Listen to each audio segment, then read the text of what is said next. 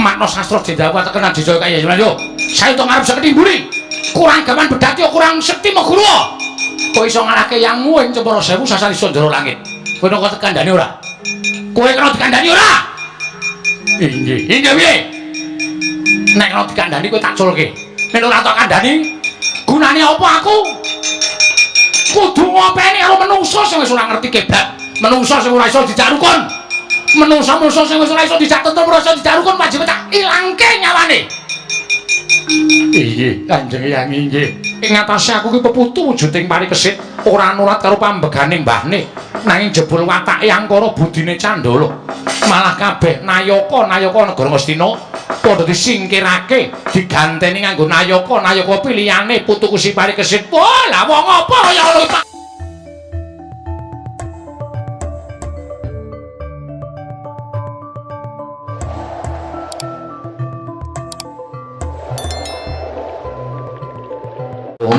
Ladala jagat Dewa Bathara jagat pangestu Ngara. Werkudara. Baladewa kakangku apa? Nganti persasat kaya urip duk nalika sadurunge perang gedhe Bratayuda. Bareng putu-putumu padha mlumpuk, lah kok iki kaya aku ngadhep Gatotkaca Antarja komplit. Iki putumu kabeh. Wah, ya pancen mengkono. Aduh, Yayi. Bejo kemayangan dene Siadi kelangan anak. Nanging putu-putumu metu tanpa beda kaya dene anak-anakmu. Pasuryane dedeg piadeke kabeh jebles karo gerangane. Wah, iya. Gusti adil marang titahe. Apa ingkang kasuwun awak dhewe ora bakal wol sarta anggrundel mesti bakal entuk ijol. Pancen bener-bener ngono Werkudara. Wo.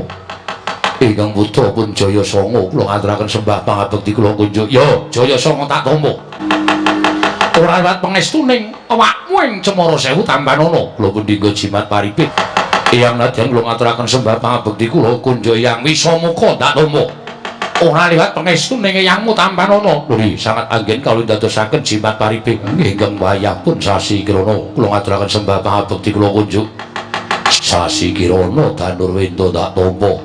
Ora liwat pangestuku Tambanana kula pun dinggo jimat paripit Koko Prabu nadyan ingkang raipun Setyaki ngaturaken sembah pangabekti kula kunjuk. Setyaki tak tampa pangestuku Tambanana kula pun dinggo jimat paripit dayaning kasantosan. Mbah aku ngaturke bekti katur ya Mbah. Werkudara, apa? Iki sapa iki? Wah, iki anak Antasena. Lho, anak Antasena? Ya. Sapa jenenge? Jenenge Jayasena. Jayasena. Kok ora basa kaya bapakne? Wah, mbuh turunan wong Bambung. Turunan wong edan.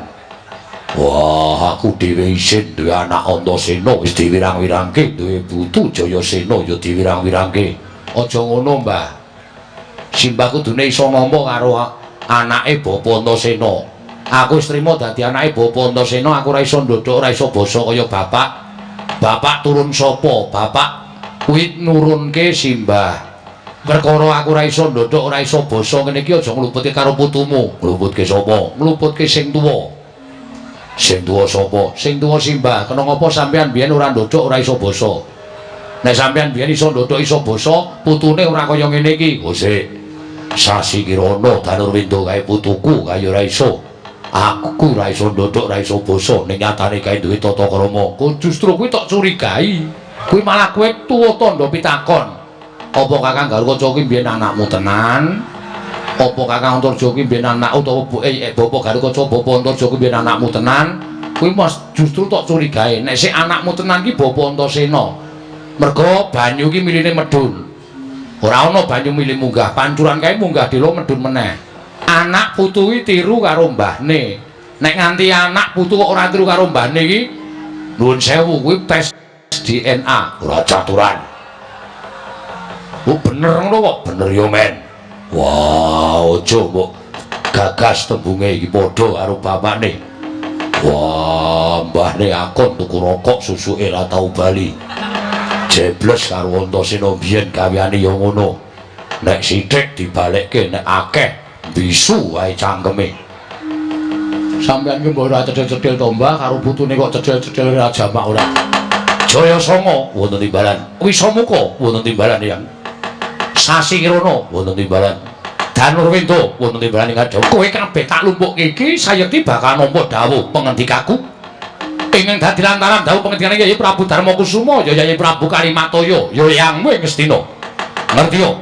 Yen to dina iki yangmu Ngastina bakal lereh keprabon, lereh lengser saka dampar kencana negara Ngastina. Sababipun menapa Kanjeng Hyang Kalimataya tumuli badhe lereh keprabon. Lajeng sinten ing badhe gumanti keprabon bab perkara nggone eyangmu Darmakusuma lereh keprabon sayekti wis rumangsa tuwa sarta wis rumangsa sepuh. Mula banjur ana rembugan ana ing jroning pasewakan negara Ngastina. Pepuntaning rembug ingkang piniji gumanti kepraboning Kyai Prabu Kalimataya tanurila kejabamu ya kuwi dulurmu si Parikesit. Aja nganti tuwa tandha pitakon ing atase Parikesit kuwi bayi wingi sore bakal tinadang dadi Narendra. Ngerti yo? Ingkang kedulungan wahyu ning ratu kuwi anak Abimanyu ya si Parikesit putu Janaka. Mula kabeh kudu isa nampa. Kowe kabeh kudu isa ngerti kahanan iki lan ngerti lelakon iki. Aja nganti ana ing mesgul atine. Dri ngestaken dawuh paduka Kanjeng Hyang. Ngestaken dawuh paduka Kanjeng Hyang Cemara Sewu. Ya Mbah nek aku mengkari ngestokke dawuh. Mergane aku rumangsani aku ki turun kaya Eyang Jodipati yo Banjarjungut. Aku ora iso basa, ora iso ndodhok, aku moh nek kon dadi ratu. Ning aku ora bakal gelo atiku, aku nyengkuyung adiku Parikesit ngene dadi ratu ning negara Ngastina.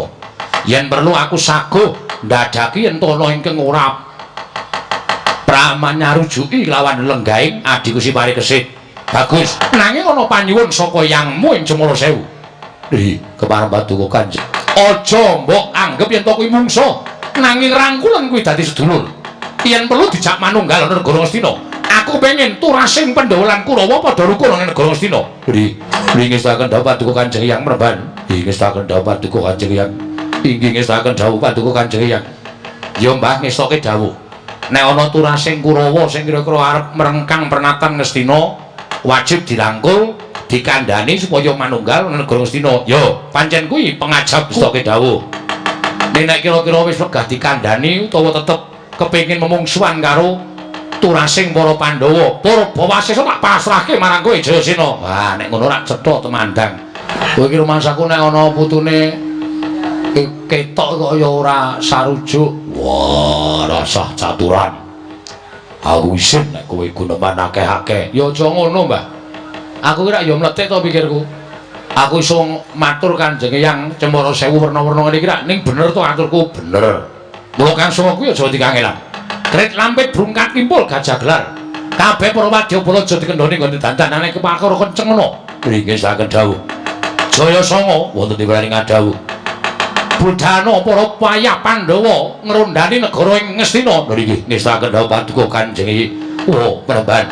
Yen pawit madal pasilan sing ati-ati aja kaya bocah cilik. Jroning masewakan negara ing Ngastina nalika semana putumu Parikesit ingkang piniji bakal gumanti kepraboning Yai Prabu Kalimataya. Lho nggih kasinggihan mekaten Yayi. Ora kok pun Kakang golek-golekke kamukten kelawan putumu babar pisan ora. Aja mbok aranipun Kakang kuwi ngupayake kamuktening putumu si Parikesit. Nanging apan pancen mengkono dawuhing Sang Hyang Kanika putra duk nalika semana. Koko Prabu. Estining manah malah nggadahi raos kuwatos. Krana Parikesit menika kula nuwun pangapunten tasih mudha tumaruna. Kula inggih badhe kasembadan angembat dhateng abot entenging pakaryan minangka dados nalindra ing Ngastina. Ana ingkang mangku lan ana ingkang mengku ya kuwi Kakang Penemban Curiganata. Ora usah dadak warsa. Tumpangsa pamikirmu Arjuna. Kasinggihan mekaten ayo digelak lakune prapta ning Saptawarga. Mboyong putumu si Parikesit lan ibune Kanjeng Hyang Utari apa dene Kanjeng Hyang Matsapati nglenggah ning Saptawarga. Sawawika Koko Prabu kula dherekaken cukup wonten dawuh sinuwun. Bilung. Wonten dawuh sinuwun. Nuwun sewu, kula niku dipun timbali nyaket kok malah kaget. Kagetmu nggo napa? Kula nyumurupi Gusti kula Prabu Sawarga sampun nyawisaken pinten-pinten pethi glondhong pengareng-areng peni-peni raja peni guru bakal guru dadi. Niku sampeyan ajeng tedhak dhateng pundi Terus wigatosipun menapa kok mbeta Raja Brana semanten kathahipun. Miturut dongeng wis tak tampa nalika kowe crita dina Sukra Kasih ngepungkur. Nggih. Kowe tak timbali ana ing kraton negara Trajutrisna. Tak jak rembugan perkara nalika sedane Kanjeng Rama. Nganti kowe crita tirik-tirik Purwa Madyawusana wis tak midhangetake kanthi tetela. Bareng tak timbang, tak gelar, tak gulung. Tinemune pancen peperangan go Jali Suta nduk nalika semana. Pancen kudu dumadi. Lah nggih, leres. Terus gunane apa aku gedheke rasa memungsuhan kelawan pepundhenku Pandhawa? Gunane apa aku gedheke rasa memungsuhan kelawan Kanjeng Eyang Indrawati? Janyatane kuwi pepundhenku. Pawarta ing mbreta bakul sinambi wala, kabar sumebar ngebaki jagat yen to Ngastina bakal ana pawiwahan Nalindra anyar. Lengsering Sang Prabu Kalimataya. Bakal ana gumanti ingkang Prabu negara Ngastina. Wontene kabar ingkang tak tampa ingkang gumanti keprabaning Sang Prabu Kalimataya ya kuwi kadangku Yayi Parikesit. Mula wektu dina iki wis tak cepake beni-beni raja beni glondhong pengareng paring wigati bakal tak caosake marang Yayi Prabu Parikesit tandha sumitraning Nalindra ing Trajutrisna kelawan Nalindra Ngastina. Aku nyengkuyung, aku ndombani kelawan lenggahing Yayi Prabu Parikesit ing negara Ngastina. Dene Gustimu Prabu Sawarka saiki wis eling Purwaduk Sinaga. Lah iya. Awak dhewe dadi abdi ya wis sukses. Heeh. Tegese wis iso kandhan-kandhan nuturi karo Sinuwun Prabu Sawarka. Kuwi apik, Gok. Tegese nggonmu crita karo Sang Prabu Sawarka kuwi ora tok wolak-walikake pancen kenyataane dumadining perang nalika semana dadi sedaning Sinuwun Prabu Setijabama Narakasura kuwi ya pancen kaya sing tok kandhake kuwi. Nek miturut kowe ya disengkuyung. Sapa ngerti awake dhewe iso gabung karo para Pandhawa, sapa ngerti awake dhewe iso diangkat dadi abdine negara Ngastina ora dadi abdining Ratu Sabrang terus. Sekali-sekali dadi abdining wong apik, dadi abdining wong becik. Arep bayari sithik, ning nek dadi abdining wong apik, dadi abdining wong becik kuwi kepenak. Heeh. Arep bayari akeh, nek dadi abdining wong angkara, wis pira raja sing mati ditutke awake dhewe gonta-ganti juragan. Ora tau kepeneran. Nek miturut kula menika sae Gusti, malah menika mangke ngraketaken pasdereken antawisipun Trajutrisna kaliyan Ndrawati kaliyan negari Ngastina. Kula nyengkuyung, kula ndombani kersanipun Gusti kula Prabu Sawarka. Mula Kang Sangga kuwi dina samengko wis tak tetepake dina iki nggonku bakal budal marang negara Ngastina ingkang wigati mung bakal kepengin nyawiji karo pepundhen Pandhawa, nyawiji karo Kanjeng Eyang Ndrawati. Supaya aja nganti ana panyokra bawa sing ala tumraping Sawarka Kanjeng Eyang Prabu Ndrawati. Aku bakal ngaut pepadane, bakal nyembah ngersane Kanjeng Eyang Ndrawati tandha bektine putune karo Kanjeng Eyang Ega pamit pasang Kalimantabe tinebena nglodoni dumawahing tawang tuwang. Sinuwun sampun kejoting penggalih kula ingkang sowan. Lho, iki sapa iki? Urung tau ketemu karo jeneng para ingkang sowan. Lagi iki sak pejagung teka kowe munggah ana ing datre negara Trajutrisna tanpa tinimbalan dening Sang Prabu Sawarka. Kowe sapa? Dipun tepangaken kula menika kawula negaring Trajutrisna mriki kemawon. Wonten ingkang sudi mestani dhateng kula pun kerti windu. Kerti windu. Inggih, mekaten. Nika anak kula pun Danyang Swela. Wonten ingkang wonten ingkang piyambak menika wayah kula pun Dursabala. Danyang Swela, Dursabala, kerti windu. Ana wigati apa sowan tanpa tinimbalan? Nyuwun mapunten. Kula namung badhe nyuwun mriksa Gusti kula Prabu Sawarka menika kula nyuwun mapunten benten kan adat ingkang sampun. Kula tingali saking pagelaran Jawi teka paduka nyawisaken peni raja peni guru bakal guru dadi pinten-pinten pethi cacahipun. Kula nuwun sewu menika badhe tindak dhateng pundi? Gusti Kerti Windu. Ing atase kowe ming drajating kawula negara Trajutrisna. Lah kok dadak kowe takon perkaraning Nalindra ing Trajutrisna? Iki dudu perkaramu, niki perkaraning Prabu Sawarka. Nyuwun pangapunten. Kula sampun sarujuk kaliyan anak kula Danyang Swela, putu kula Dursabala. Menawi paduka badhe tedhak dhateng negari pundi, kula ingkang sagah mbetakaken pethi-pethi ingkang isinipun Raja Brana menika. kinarya tandha bektinipun ing abdipun Kertiwindu dhateng Paduka Sinuwun Prabu Sawarka. Dadi yen pancen kowe ngerti bakal tedhak menyang ndi Prabu Sawarka, kowe sago gawake peti-peti iki. Kasinggihan mekaten Sinuwun, yen to sejatine aku bakal tedhak marang Praja Ngastina. Ngastina kuwi dudu nggone sapa-sapa, ning kuwi nggone leluhurku.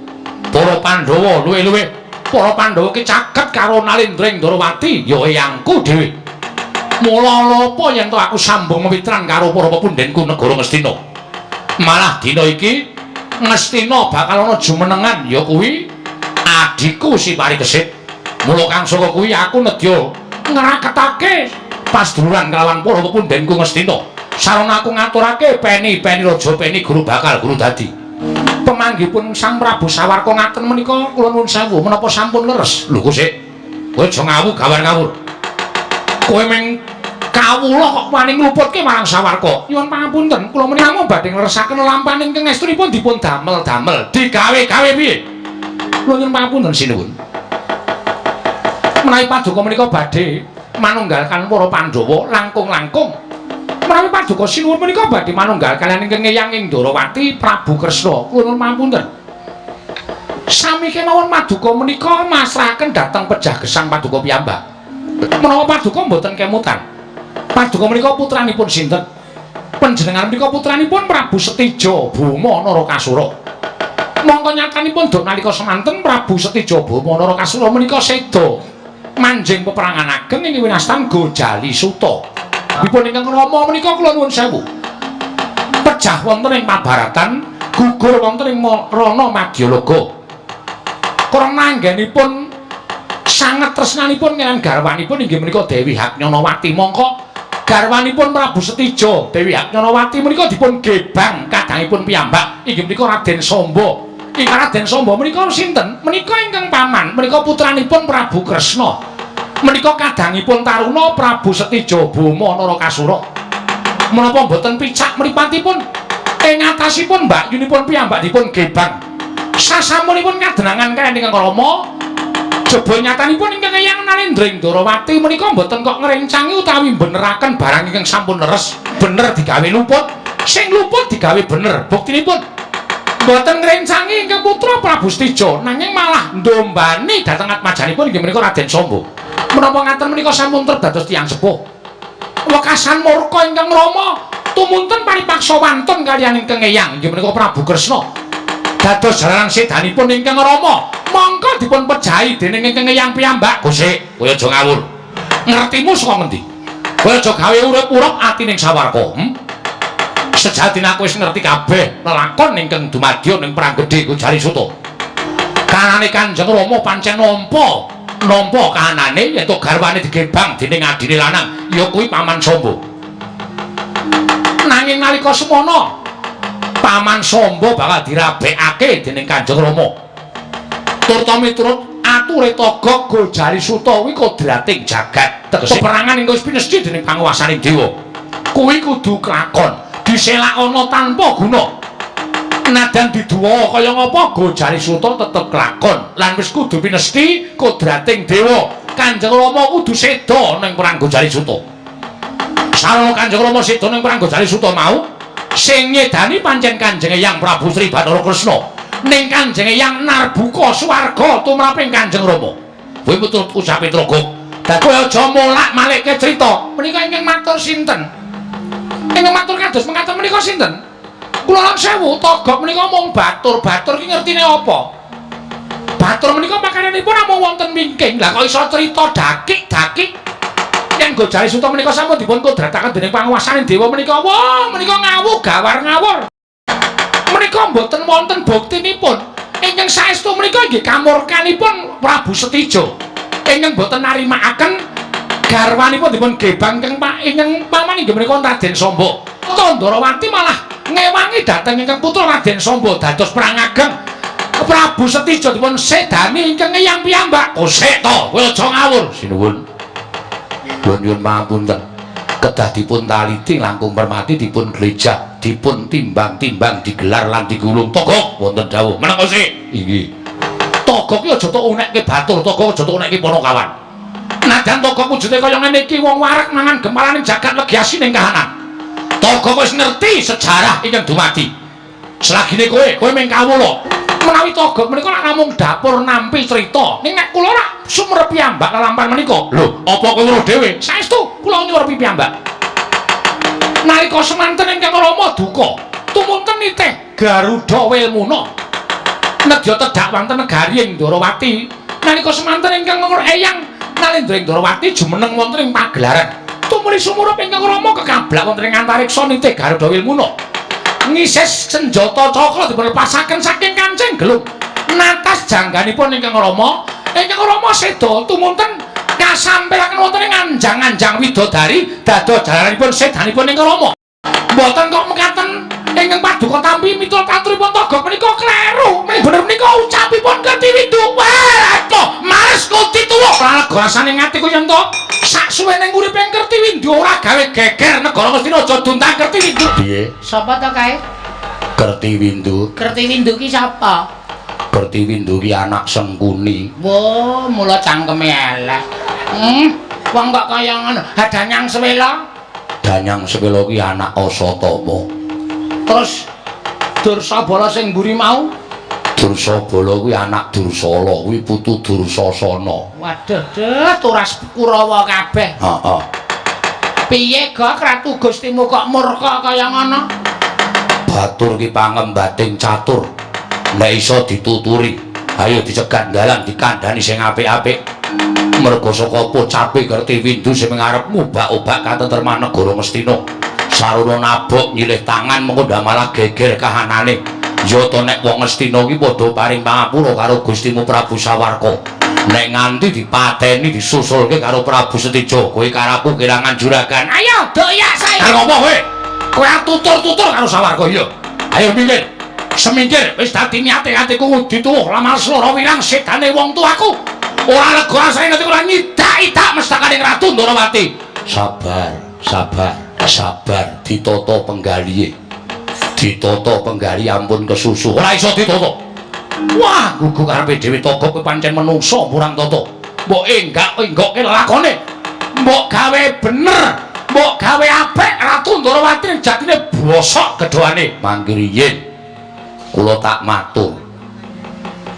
Sampeyan niku nuwun sewu, Nalendra kok gampang doyong adege niku pripun? Sing jeneng ratu kuwi kudu duweni jati diri. Nek duweni jati diri wekasan iso angendhaleni diri. Sampeyan tepung kalih Kertiwindu niku sinten? Kertiwindu lho, niku anak Sengkuni. Lho. Kula nuwun sewu, napa sing kula aturke niku bener. Ingkang Rama nika nuwun sewu, seda sampun dados kodratipun. Nalika semanten Nalendra Ndorowati sampun ngendika kaliyan Kang Raka Prabu Baladewa, Kaka Prabu menika sampun boten saged dipun selaki. Gojali Suta dumados perangipun bapa kaliyan anak lan menika sampun dados kodrat lan pinesti Setija kedah pejah saking tangan kula. Mergi menawi boten ngaten badhe katutup lawanging swarganipun Setija. Sinuwun Kresna mendika ngaten menika. Mboten kok sinuwun Kresna menika mbelani ingkang paman anggenipun gebang garwanipun Kang Rama mboten. Mboten wonten Prabu Kresna kok melindungi wong demenan niku mboten wonten. Adan. Mboten ajeng kelakon. Sinuwun Kresna menika titising Sang Hyang Bathara Wisnu, dewa sing tungkang nentremke jagat. Napa sing dumadi wonten ing jagat? Sinuwun Ndorowati ingkang eyang menika sampun presa. Ora kok sampun Sinuwun Prabu Setija kok kaya dicritake Kertiwindu niku mboten nyata sinuwun. Mergo nek mboten sareh niki sampeyan padha karo kula sebut iwak kecemplung ing wuwu, sulung mlebu geni. Tangeh kelakone urip mesti bakal tekaning pati. Lho, kowe nyas karo aku. Kowe kembe karo aku ngirani dacaning putra Traju Tresna. Mboten. Ning kula niku apal karo wong Ngastina, apal karo Pandhawa. Pun mang bayangke Pandhawa niku ming 5 cacahe. Perang Bratayuda mungsuh wong 100, Kurawa 100 cacahe. Mongko ratune Srayan Kurawa sing mbelani Kurawa pirang-pirang ewu Nalendra kabeh mati kabeh. Teng Bratayuda ming mungsuh wong 5 lho. Napa melih sampeyan niku ajeng males ngudi tuwuh? kalian sedane Kang Rama mungsuh Prabu Kresna. durung ketemu Prabu Kresna Ketemu Pandhawa. ora coba napa mboten Nyemelangi. Ora mung maten. Wah, apa-apa kok mati jeneng aku, mati jeneng aku. Rek nika didamu mati dhewe. sampeyan ketemu Pandhawa Malah cilaka. pun apik sampeyan ngaturake Glondong pengareng-areng peni-peni Raja Peni guru bakal guru dadi katur kalian Pandhawa. wong urip teng alam padang niku nuwun sewu apike Sugih sedulur. duwe dhuwit pirang-pirang miliar duwe derajat sundul langit nek randi kanca Kaya wong melarat dhewe sak donya. ning arep cukup uripe sedulure akeh Kaya wong sugih dhewe sak donya. sampeyan bibiti peperangan kalih Tiyang Ngastina. kula nuwun sewu sing repot Kula. Wong sampean bakal mati ana musuh mrika kok. ora janjane kowe iki percaya ora karo kadidayanku percaya ning nuwun sewu kadidayan sampeyan niku durung Paja-paja Kang Rama niku kagungan aji Pancasunya reksakaning bumi. pendak sedo Tiba teng Bantala urip meneh ning nyatane mungsuh Pandhawa mungsuh kengeyang kentekan akal. Kang Rama Seda. Sampeyan ora duwe aji, lagi duwe aji lembu sekilane glelenge ra jamak-jamak. Sampeyan niku lho. Monggo kula niku emoh nek dak duwe aji lembu sekilan. komo Malah padura bojoku kok. sebabe Kayane kena ning isih sekilane. oh iya lho niku lho kedahipun sampeyan kudu iso Menggale. nek sampeyan ndar aturipun Kertiwindu sampeyan didu karo wong tuwa sampeyan dhewe pun saniki mang penggalih. kula arep matur Kathah-kathah matur apa anane? nek digugu Ya monggo, nek ora ya terserah. Monggo dilanjut, monggo mboten masalah. wah aku kudu piye kok lah monggo mawon kula aturi menggalih nek ndar atur kula niku sampeyan kudune sabar nek sampeyan nuruti karo ati nggih monggo kok wonten dawuh apike kene saene pripun Aku tak ngamuk nang Ngastina. lah kok malah diteruske lho niku wis ngaturke apik-apik kok Terus fungsine napa? Nek pancen ana wong tuwa sing iso tutur-tutur karo aku. Nek pancen ana nayaka Ngastina, nek pancen ana priyagung Ngastina sing iso ngandani karo Prabu Sawarga. Aku lagi percaya. Yen men ucapmu, ucape Kertiwindu kuwi gawe goreh, gawe bingung atiku. Jroning bingung luwih becik tak cobane wong Ngastina. lah rak malah elek to lho Wis jan. tak coba Dicoba ning dituku lho. Dicoba kudu dituku ora sampe naik. lho ora usah sembrono meneng tenang wae ora ndut gendut aja nekat-nekat ndut Heeh. ngoten kudune sampeyan wis meno ora sampeyan melu sapa ketok aku arek tok-tok gawe geger negara Ngastina yen perlu tak tenani perkara iki yen ora ana wong tuwa ora ana wong greng sing nuturi karo Sawarga aku ora bakal percaya nek ana priyagung negara Ngastina sing nuturi karo Sawarga bakal tak agem ngendikane nggih monggo kula dherekake sinuwun ana satru kanthet ngeyayat bringko sing ngulur geni tumpange kuping kiwa tangan rambute wis werna loro wis mabluk ireng campur putih sapa Nayaka Dwarawati satring garba ruji Raden Setyaki dasar para nyata Sing mburi kae sapa ya, Kak? kaya Raden Antasena Anake yake. heeh Oh, lah kok padha bapakne. Kok beda karo anakmu? Bapakne cangkeme kaya torong kok. Anake baguse ra jamak-jamak. Engko gek bojomu selingkuh kok. tak saduk wetengmu lho kowe ngurusi tekan omah ki ngopo to sapa iki Nalindring Tradu Trisna Prabu Sawarga sing mburi sapa Raden Jayasena anak Bapa Antasena Oh, bener. Anake Antasena. heeh Gleleng kaya bapakne. ha iya sapa kuwi Prabu Sawarga lho nuntun kirik loro Sabar lho, Gak. Karang Antasena ki mbiyen lambene ya elek ngono kae. Menungso e padake kirik. kula menungso Den weh menungso to lho cangkeme kok ambane ra jamak-jamak menungso serakah ngono jenengmu sapa kula Toga sing mburi kok cah cilik kok melek tekan setengah siji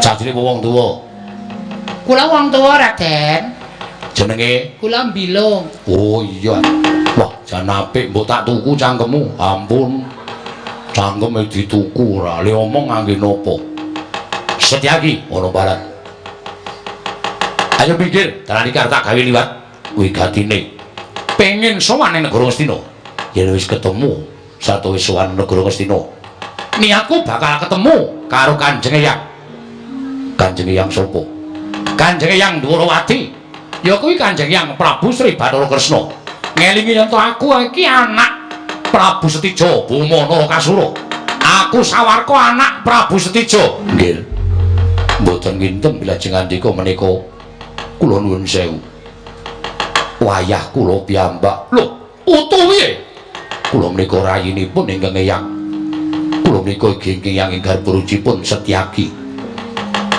ingkang Eyang menika sinuwun Ndwarawati kula menika nderekaken ingkang Eyang menika sampun puluhan taun ngantos sak menika tasih nderekaken malah kepasang yogya katujuh nginu dene Kanjeng andika Raden Sawarka angger Sawarka prapta wonten negari Ngastina monggo kula kanthi manunggal wonten negari Ngastina supados samangke kula sowanaken ingkang Eyang inggih menika Koko Prabu Ndwarawati miwah ingkang Eyang Pandhawa apa anggep aku sowan Eyangku ki bakal ngaut pepadane Kanjeng Eyang ora aku ra niat nyembah karo Kanjeng Eyang ning malah kepengin nugel janggane Eyangku Noting Ndwarawati yen Eyangku wis tekan ing Patuhan idak sirahe nganggo keset merga Eyangku wis nyedani karo wong tuaku Prabu Setija Boma Narakasura woh legandang dening aku dawuhipun ingkang Eyang sampun ngantos wonten ingkang dipun pisakit ampun dipun piloro menawi saged dipun rangkul piye sumbare wis medeni kaya ngono arep nggo keset mestakane Kanjeng Eyang Ndwarawati jotos modar kirike bubar kabeh kalau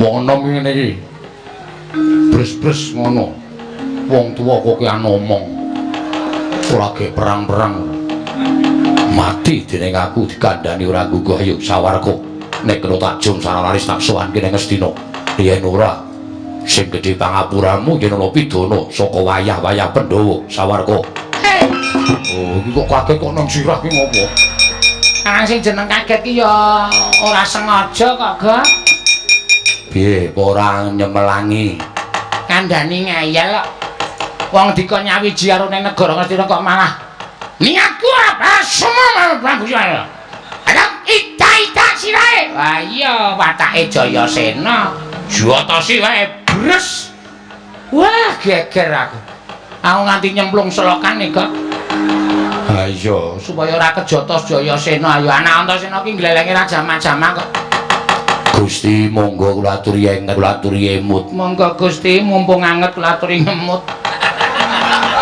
monggo Gusti kula aturi enget Gusti ampun ngados mekaten ajarene putra Setija Boma Narakasura kok diantem Jayasena pisan kok nggletak kadhayane teng pundi diketokke bos ora kan njur jepupung kaya ngoten niku apa pingsan ora eling kuwi lho monggo Gusti kula aturi enget pripun bos ora kaya le sumbar Kresna kan tekan kene aitia sirahe gantel nom-noman kok ngletak iki piye sing mburi mau sapa jenenge kok Jayasena nak Antasena niku bapakne padha karo Jayasena ndugal kewarisan ora iso basa ora iso ndodhok ora iso tata krama ning ngampuhe kegila-gila mula Antasena biyen ora entuk melu Bratayuda merga nek entuk melu Bratayuda Kurawa niku rampung ora nganti sedina niku tenan niku sejarahe ngoten niku siji wis sanggeni loro Antasena mula dinae bagian ngrampungi Bathari Durga karo Bathara Kala bar niku terus do racut do manjing kasuwargan ora entuk melu Bratayuda merga nek melu Bratayuda wah geger lah kok nurunke Jayasena sampean kok ya dadak muni Kresna tak ida-ida aku lho wis krasa Jayasena terus tangane nyeketem set anten siramu bres Jayasena sing arep mau nika Kang Eyang piye Nika Senopati Ndorowati jenenge Raden Setyaki adine Prabu Kresna. Nika kengeyang. Lho, nek ngono kamau eyangku. Lah nggih, kok malah sampeyan nantang kengeyang Sinuwun Ndorowati? Aja kok Sinuwun Ndorowati niku ditantang, dirasani nek ngrasani elek konangan Sencaki remuk wonge. Niku pun bola-bali ketutke raja kaya sampeyan niku jaman sadurunge Bratayuda. Niku jam 11 ngenten iki gleleng. Tekane jam 1, jam 3:30 mati. Mesti mati. Niku kaya ngoten niku. Setyaki. Singa Mulang Jaya. Sapa kuwi? Jenenge Setyaki.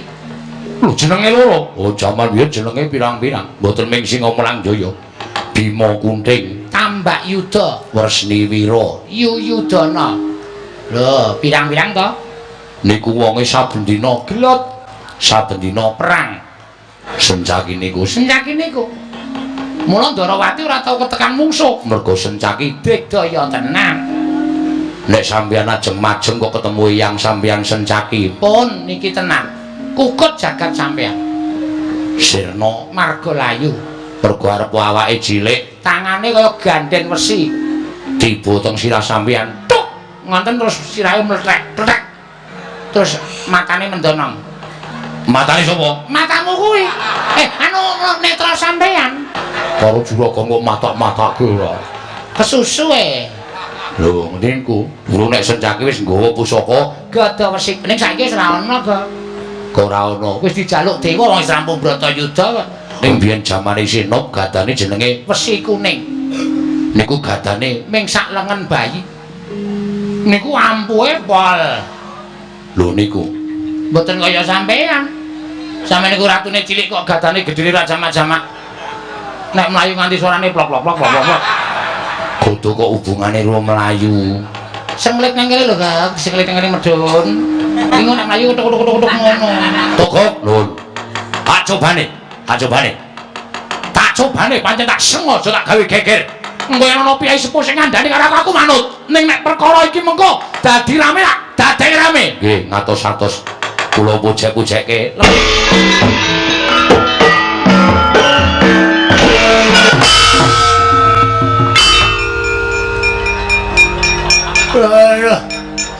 Aduh, mati aku. Waduh, urip aku. Waduh, aku setengah mati aku.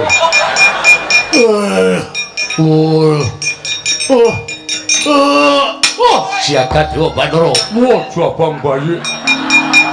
Kowe aku sak ngerti kedoamu. Ketok wis mesti menggak karo aku yen kowe bakal ngramah negara Ngastina. Ning jebul saiki ketok lorek ing atimu. Kowe janjane bolo karo aku, kowe manunggal karo aku ning atimu ning Ngastina, ya to? Atimu ning Ngastina. Monggo riyen. Sampeyan kok nyalahke kula dasare apa? Dasare ana nggon jembar kok kowe nibani karo aku, kowe ndem-deman karo aku, kowe dadi bane wong Ngastina. Mangke riyen. Wong tiba karo wong niba niku beda. Nek niba niku disengaja, nek tiba ora disengaja. Ora disengaja kok bener. Ora disengaja kok bener. Lha niku wong tuwa lho. Sampeyan kok blak-blak. Mergane kowe ngene lho.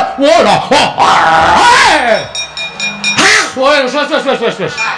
Wah, cangkeme mumpluk. Mumpluk kandhane ngayal ora. Wah, edan. Wong Ngastina gotong royonge apik kok. Nggih. Sayuk rukun dadi siji. Temandang karyawe ewang-ewangan niku wong Ngastina. Niku nulat karo mbah-mbah nimbiyen, bapak-bapak nimbiyen. Kok sik milung endi? Modar. Modar piye? Klitah-klitih konangan wong Ngastina diantem sirahe pisan pecah dadi papat modar. Wah, aku ndelok saka dhuwur wit jan jos. Jos piye? Ratu Gustimu ketemu Sencaki, nyoba Sencaki. Sencaki diantem pisan glecak. Sandak sirahe diantem tangan tengen dies kontal. Ratu Gustimu Prabu Sawarga joget tandu nang. Bro rampung guyu, antem cangkeme karo Sencaki. Tembel, aku saka dhuwur wit modar. Ratu Gustimu, iki Ratu Gustimu kok tok modar-modarke. Lho, wong bata iki bebas. Bebas aku arep seneng karo sapa iki bebas aja diwengku kuwi hakku. Ayo. Sencaki candak ratu Gusmu candak saya jeblos ki lemah. Dies balik kirono antil cengkel. Dies bagus. Rangsang sirahe Sencaki. Tangane Sencaki ngene sik. Banting dies. Langsung candak saya antil dies gejrek gon dengkul. Dies satu gejrek gon dies. Ora ndelok kok apik tenan kok. Iya iya. Wis ngantem wis pokoke sarwa kalah. Sencaki ngoprok raine diek. Candak sirahe nganggo irama kendang tungget-tagen gabrus Ratu Gustimu Kuntal Jayasena anake Antasena brubut Ratu Gustimu tiba bruk candak sirahe tungget-tagen brus Kuntal terus ana wong sing saka Ngantariksa sapa ya Gek anake Gatotkaca Sajaya sapa Gatot Sipuk wudu Sasi Kirana cumlorot nyandak sirahe Ratu Gustimu antil trewet pe menengo tak critani ya candak sirahe sok wantil nek bres sing terakhir nom-noman ning awake kaya ditatu sisik anak Antarja sapa kuwi Danurwenda nyandak cek antil dies kowe lagi nglinting udut candak lambemu geret medun kowe aku wis batin modar cah kae tenan bres suarane mak Ratu Gustimu tiba brek kowe tiba nibani dies kowe aku ora ketemu sapa aku menek uwit tok medun terus nyanyi mundur lah kandhane apik-apik kok nyawiji ora gelem masa jaya arep nyoba mesti nek cobanan iso ngalahke karo mesti nek bumi langit tanggep kandhane ngeyel buayi wingi sore arep menang karo wong gerang kowe syukur kowe kandhane kok ngeyel jotos mawon utar Ndara Sencaki sepelekke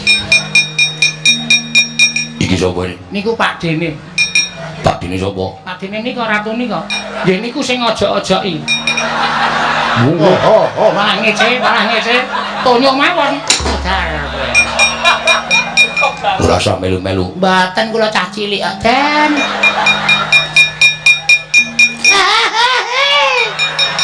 Pulung geleno watu mblekane watu bilung iki. Piye kalah kok arep ngembleki watu? Mula ta kula wis omong aja sok nyoba karo wong Ngastina, mbebayani. Ning sampean ngayal ya, Kak. Ha iya. Ning aku aja mbok katut-katutke tolong aku ora ngojo-ojoki kok. Ya sari engko sing bar iki ora. Ya.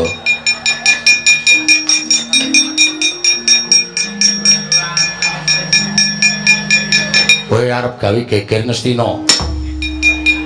Lah iki rung tak ojo-ojoki kok wis nonyor sithik. Nggih niku Ndara Jayasena. Lho kok ngerti aku? Namane kerep mlebu koran kok. Satriya terkenal kaya. Oh ya syukur sok maca kowe. Maca. Kula fan-e. Oh iya. Pun tonyo mawon. Kisah-kisah iki wong kaya mau ngaku wong. Wong. Sapa iki? Niku dukune nika. Kowe dukune to? Lho, malah gemermeng ta. Tonyo mawon. Ora usah melu-melu. Mboten. Ngatos-atos nggih, Den. Ya.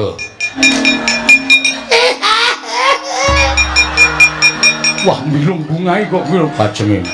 Sambreng gelap mudar. Iki engko nek sing teko saya akeh saya remuk lho kowe, Gak. Tenan. Duarataya kowe.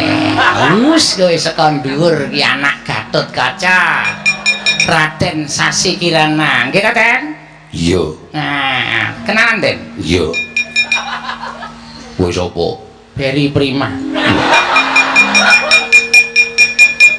Sawarga. Nggih. Bali ora. Pun kula kandhani mboten purun. Niku tenan.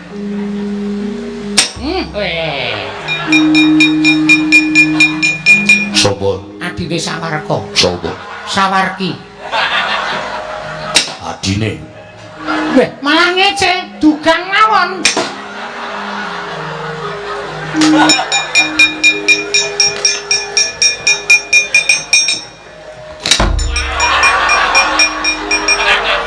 Iki ngapae Apa-apa kok nendang. Apa anggapmu aku ora ngerti kowe balane iki kok. Seneng aja-aja karo dulur-dulurku ya ora. Sing adil.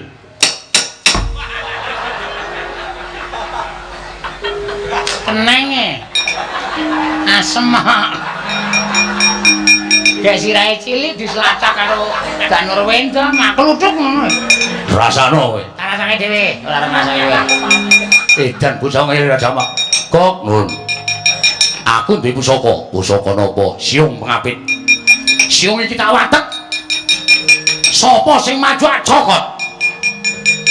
Nek sing maju Setyaki acokot mari. Oh, lampuh ngono wae. Wela sing maju Sasi Kirana Tak cokot mati. Edian.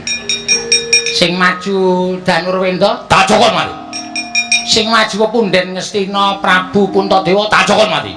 Raden Werkudara Tak cokot mati. Iya tibane pusaka kok ngatos-atos yo ngira endi nyatane. Kowe nek ngalem Setyaki entek amek ora golek, nyata cokot pisan glecak ora ndek nyawa. Wis deloken kuwi. Iya ya. Iya. Aku sengit anggere pendak-pendak kowe iki mesti ngalem mungsuh ning ngendhake ruang. Saiki tontonan. Wis tontonan kuwi. Kuwi modar, menungsane modar. Tak cokot mati. Iya. Gak aku. Kanggere nganti ngomong gak aku. Kula wis weruh. Ora cowok-cowok ki men kowe iki weruh. Matamu ambane ra jamane ra tau weruh. Sawangen. Mau aku yo. Yung Setyaki kok yo ming sak cokotan kok mati. Lung. Mrene yo. Ada apa? Setyaki mati. Wela. Lakone iki apa? Kok lakone apa Setyaki nyatane mati? Kuwi ora mati ning nata ati. Nata ati piye? Kesel ta wis tuwa leren sik etok-etok mati, nek napase wis balik meneh. Ratu iki apike tak kapakne terus dukune iki apike tak kapakne. Tenambegan iku wis biasa, Setyaki iso manjing jroning banyu suwene 3 dina tanpa kanggo mentas. Niku wis biasa. Lho, apa iya? Nggih. Ning nyatane aja kon mati, mboten mati ning nata ati. Mati. Urip. Mati. Urip. Kaya aja ngeyel. Aku sengit nek karo wong ngeyel. Kok nek ngeyel ngono ngerti omong ora samelu. Ana bali ana. Lho, wong kok nesu. Niku urip, mati. Urip, mati. Urip. Totoan. Lho. Nantang totoan karo aku. Nek wani kok. Nek mati piye? Manut. Tak pecah siramu. Nderek. Nek urip, manut. Tak gajul? Iya. Dadi. Wis ben. Pecah sirahe mbok emen. Ning Setyaki kok yaine kok mati ki lakone apa? Mati ya, Lung. Urip ya, Gok. Mati ora ambegan. Rasah cerewet, totoan iki. Lho, nantang aku, wani. Oke. Nek mati, manut. Tak plotot wetengmu. Iya. Nek urip, manut. Tak bedhot. Iya. Dados. Ya mengkari ketrima apa ora uripe mbilung. Nek Setyaki mati pecah sirahku njebluk wetengku. Ning nek Setyaki urip nggajul juragan betot sedulur tua. Aku ming tekan semono to, Den. Satriya pengpengan kok mati ki cara ngendi? Ning ya mingkari gumantung bejo awake apa ora nek. Ngopo kok cengesan bela nembus 4 nomor. 4 nomor dukul mloco dhuwit. Ora edan, Lung. Noleo. Ora. Ngopo kok? Mang noleh. Wah, Setyaki iso urip. Ana dewa welas. Ora minggat kene margane matimu. Mas. Ngopo? Nglunasi. Nggon gares e. Ya men kok ya. Utang kok. Kene kok. Aja. Sak betotan kowe kalah lho. Aja. Kene to wis tak kei wedi tanganku. Ndak lunyu wong kowe iki ora tau salin. Ngelengo. Tanggo narik kok nek mung klurat turu tenan kaya nyekel welut. Aja kene to. Iku ora brusane sarung kok dibiak-biak. Ora edan, Lung. Kene to sak betotan. Ing makluk ngono terus wis. Padha kira loro apa? Kok tambah dawa. Wegah ora. Kene to. Den, Ndara Sencaki niku Den, mangset niku Den. Nah, matur suwun. Yo. Makasih. Yo. Tulung kon mlumah sisan. Mlumah. Mlumah ora mlumah lah antum sirahmu pecah dadi telu. Mulung ngono lho. Yo. Kene ya pasrah, Gak. Ora aku arep mbethok tilatmu kok, Gak. Es lega. Kok kowe. Oh, iki kok iki. Piye? Ya kok. Kok kuwi. Iki kok iki. Iki sing diketok sapa? Kekok. Dikekok. Oh, kekok. Oh, dipetot. Oh, iki iki ha. Aga iki iki. Setyaki aja mepito kono kan ayahku, Sirnano. Mulu maju legane kan. Gagang mrembet. Eneng apa? Apa pancen ana menungsa kang bakal gawe geger negara Astina? Apa pancen ana turase musuh sing bakal gawe rame negara Astina? Bugian dadosna ing kawuningan wayah paduka piyambak. Lho, putuku dhewe piye? Inggih menika putranipun Anggir Stijaba Manara Kasura. Anggir Sawarka ing Kamuk Punggung Suratamta Nirbaya Nirwikara.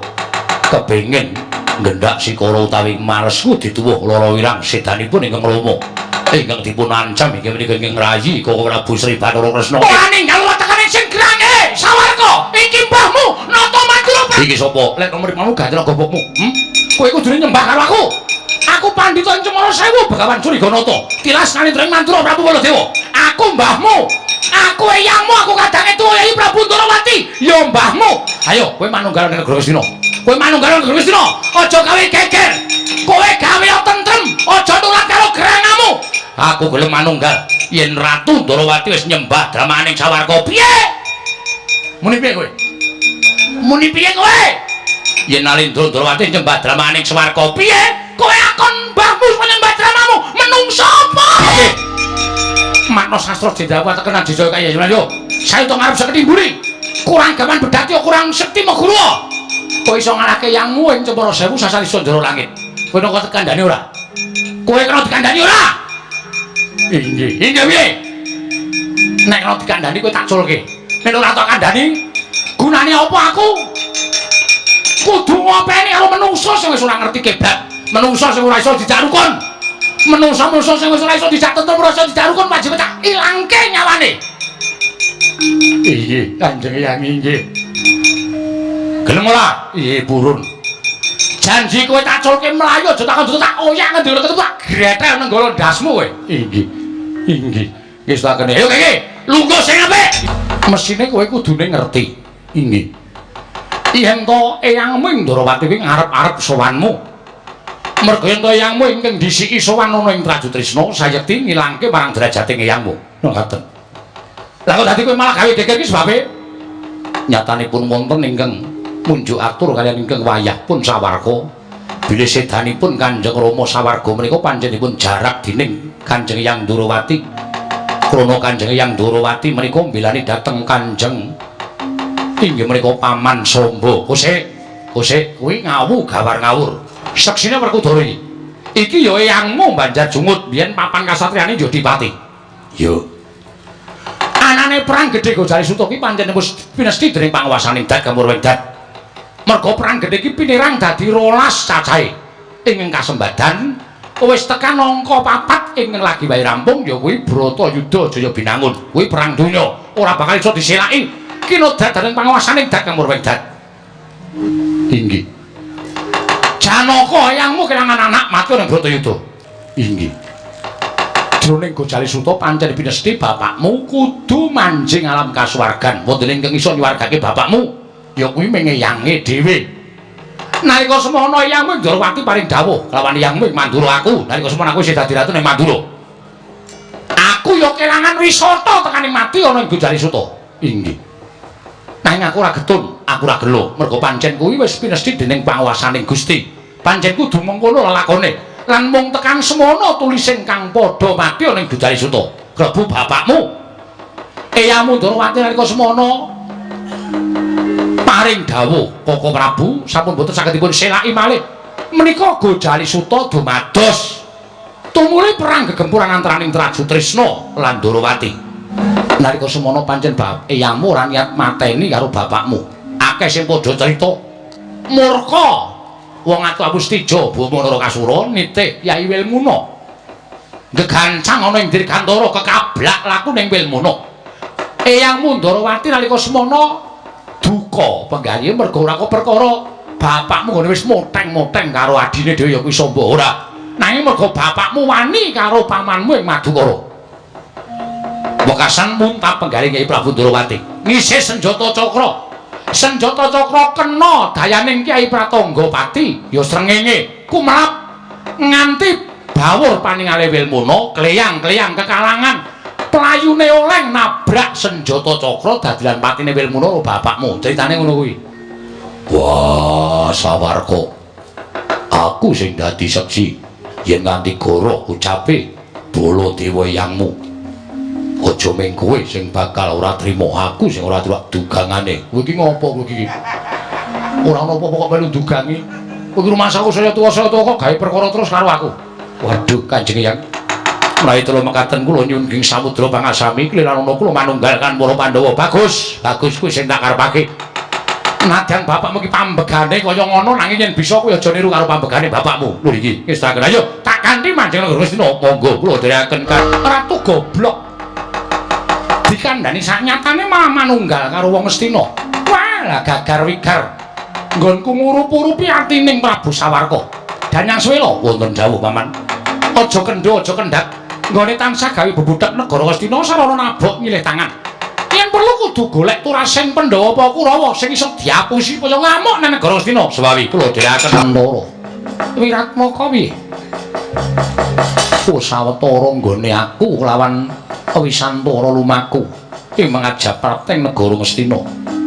Jroning lumaku saktenane ana bab ing bakal ndak kandhake marang kowe Wisantara. Lho. Bab apa? Wiratmaka. Ngerti yo. Nalika aku pamit Kanjeng Ibu Titi Sari. Ya kuwi garwane Sawarga Kanjeng Rama Irawan. Kanjeng Ibu paring dawuh kelawan aku. Wiratmaka malah kepasang yugya katuju inginu. Dene yen kowe bakal kepengin nonton wisudan negara Ngastina. Ngerti yo, ingkang kawisuda mau tanara kejaba mung kadangmu dhewe sabab ala tanpa rupa wong atuamu Bambang Irawan Raden Irawan kuwi putrane Raden Janaka. Dadi upama aku tekan negara Ngastina mengko dawuhing Kanjeng Ibu supaya didhawuhi nitik menyang endi Kanjeng Hyang Arjuna. Yen bisa ketemu malah aku pengen ngaut pepadaning Kanjeng Hyang Arjuna Wisantara. Oh sik ora tembungmu sing akeh-akeh mau kuwi janjane tenan apa menyemoni aku? Lah kok dadi aku nyemoni karo kowe lire piye? Kowe rak kandhani. Nggone kekancang awake dhewe iki wis sawetara suwe. Nalika aku pamit karo Kanjeng Ibu Kencana Resmi garwaning Sawarga Kanjeng Rama Wisanggeni, Ibu Kencana Resmi ya paring dawuh kelawan aku. Yen to sejatine aku kuwi wayah Raden Janaka merga wong atuaku Sawarga Bapa Wisanggeni kuwi anake Raden Janaka. Kowe arep nyemoni aku ngono to kowe? Kowe pamer dumeh kowe iki wong pinter iso maca atiku. Lho, ora Wisantara. Panjen kepara nyata aku ki wayah Raden Janaka. Lho kok sik? Lah nek kowe ki wayah Janaka, aku ki ya wayah Janaka. Lah nek ngono, kowe kan aku ki sedulur Kakang Wiratmaka. Lah ora ngira. Lah kok jebul padha-padha wayah Raden Janaka. Wah. Malah seneng atiku dene aku ditemokke karo sedulur. Yo, Wisantara semono uga aku ya bombok. Yen ngono aja nganti kesuwen. Ayo padha digelak lakune. Prapta ning negara Ngastina. Goleki Kanjeng Hyang Janaka, ngaut pepadaning Kanjeng Hyang sarta ngaturake sembah kelawan Kanjeng Hyang Janaka. Yo, aku mathuk karo kowe wis Wiratmaka. Ana pawongan nyegat karo aku. Sik. Aku tak takon karo kowe Cah Bagus. Wong loro nlonjong botol lakumu dalan iki pener anjuk marang negara Ngastina. Kowe kuwi sapa? Takon karo aku Wisantara. Anake Sawarga Raden Wisanggeni. Ibuku Kencana Resmi. takon karo aku Wiratmoko putra sawarga Bambang Irawan ibuku Dewi Titisari niatku bakal tekan negara Ngastina sepisan nonton wisudan Ratu Anyar ning negara Ngastina angka loro aku pengen nyembah karo eyangku ya kowe Eyang Janaka lho kowe iki putune Raden Janaka iya pancen kaya mengkono oh lah dalah anakku Dewi Santara Wiratmoko ora nyono babar pisan lah kok jebul ketemu putu-putuku sing tak tresnani lho ora kowe iki sapa to kowe kowe kuwi sapa aja ngawu gawar ngawur mara gage setitekno yen kowe kepengin ketemu karo mbahmu Janaka ya aku iki Raden Janaka lho omong kowe Raden Janaka iya lah kok dadi Kanjeng yang nganti tekan kene mongko Ngastina lagi ana wisudan Wisantara Wiratmoko ora nyono babar pisan jebul luput cinatur putuku Parikesit